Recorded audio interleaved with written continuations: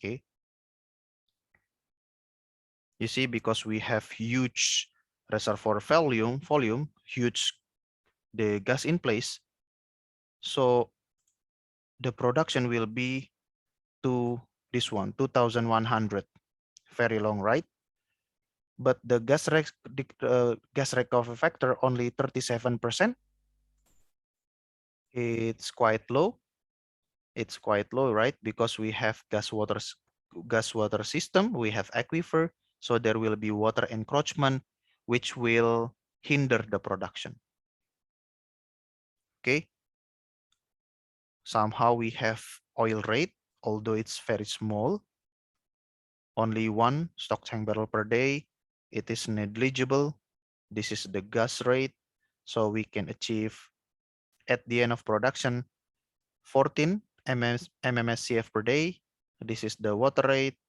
This is the gas injection rate. Also 14 mmscf per day. And then we maintain the gas injection pressure. Okay. Water gas ratio, gas formation volume factor, water formation volume factor, gas viscosity. Okay. This is the gas injection system pressure. It is constant at 3,500, whereas the manifold pressure changes from 3,000 to 2,500 at January 1st, 2025 as per constraints. Okay, now we can check the plot. We don't have history or simulation because no production data, but we have prediction. If you want to check the tank pressure like this, okay, so the pressure quickly drops because of production, but somehow here we have the drop is slower, okay, because the wells stop producing. Okay, I put the well schedule, some wells to stop at 2024. Okay, and then I put gas injection in 2026. So like this one, around this one, and the pressure quite stable, not stable, but it is supported by gas injector, so the drop will not be this quick. Okay, and then gas recovery factor, again, you can only achieve 36%, 37%. I want to plot the gas injection rate, gas production rate drops quickly. And then we have new wells here. If I maximize, we have new wells here, right? But it stopped 2 years later, but increase again because we have new wells in 2025, but then the production stabilizes. You can plot it along with reservoir pressure, tank pressure, and gas rate. Okay. And also gas production rate and gas injection rate. You see, we start the injection at 2026. And because we put gas injection, I think it also has effect to increase the gas production rate here, along with drilling of new wells. P over Z. So you see it's not linear. Here it's linear, but then it turns to be curved because of water encroachment from aquifer, right? And you can plot, maybe we have aquifer influx. You see, because of aquifer influx, okay, again and again, we cannot have linear P over Z.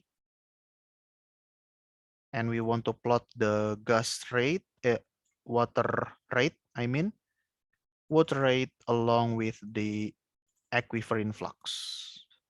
Okay, So the water comes also, the majority of the water comes from the aquifer. And some little portion of the water, of course, will come from condensation, but it's only tiny portion. And then you can also plot reservoir voidage and reservoir injection. Okay.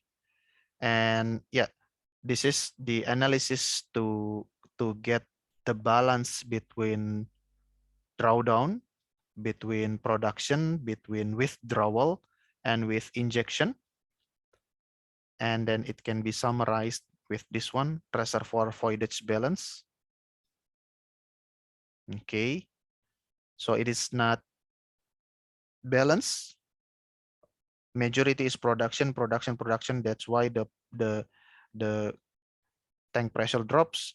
But then it is quite balanced. Check the black dots. It is balanced between production and injection, quite balanced.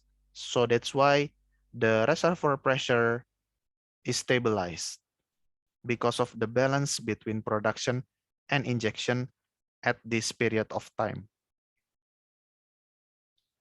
Okay, so that's for tank results. We can also check well results, either producer 1, producer 2. This is the producer 2, which stopped at 2024. And these are the producer 2, which start from 2026 till the end. And this is the result for gas injector. So first prot 1, click plot. You can check the gas rate, number of wells, constant, 2 wells, flowing bottom hole pressure. Okay, flowing bottom hole pressure with tank pressure. Okay, because of the difference of reservoir pressure and bottom hole pressure, there is drawdown. So flow, gas flow can occur, can happen.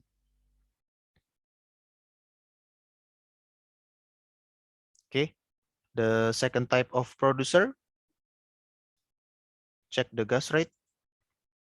It produces only for 2 years, starting from 2022, stops at 2024, January 1st, 2024. And then for the third type of wells, gas rate starting from 2026 till the end, 2100. And for gas injector, gas injection rate like this. Okay, so yeah, that's all. So in this case, we have created gas reservoir with aquifer, and then we create 2 producer wells, okay, 2 gas wells, and 1 gas injector. We set the well schedule, we drill some wells, we drill 1 injector, and we set the production and injection constraints, and we run the forecast, we run the prediction, and we get this result. Okay, so that's all. I hope you can learn more about reservoir simulation through this tutorial. Okay, see you again. Thank you.